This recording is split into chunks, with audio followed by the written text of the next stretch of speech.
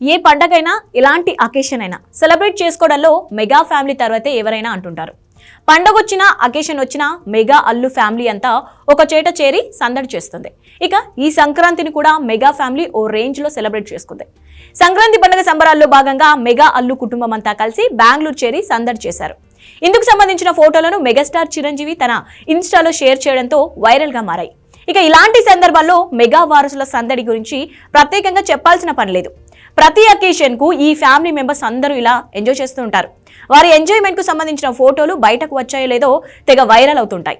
ఒకే frame లో mega family మొత్తాన్ని చూసి ఫ్యాన్ సెలబ్రేషన్స్ రెట్టింపు అయ్యాయి. ముఖ్యంగా ఇందులో పవన్ పిల్లలు అకిరా ఆద్యలు కూడా భాగమవ్వడంతో సంక్రాంతి ఫోటోలు చూసి power star Pawan Kalyan fans full ఖుషి అవుతున్నారు.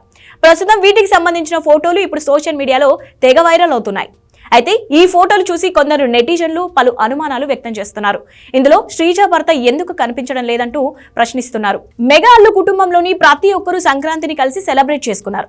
ఇక ఈ వేడుకల్లో చిరు దంపతులు, అల్లు అరవింద్ దంపతులు, రామ్ చరణ్ ఉపాసన, అల్లు అర్జున్ స్నేహ, సాయి ధనంతేజ్ నుంచి వైష్ణవి నిహారిక, వారి సోదరులు, పిల్లలంతా కలిసి అంతా సింగిల్ ఫోటోలు కనిపించారు. ఇది చూడటానికి ఎంతో ప్లెజెంట్ గా ఉందని చెప్పాలి.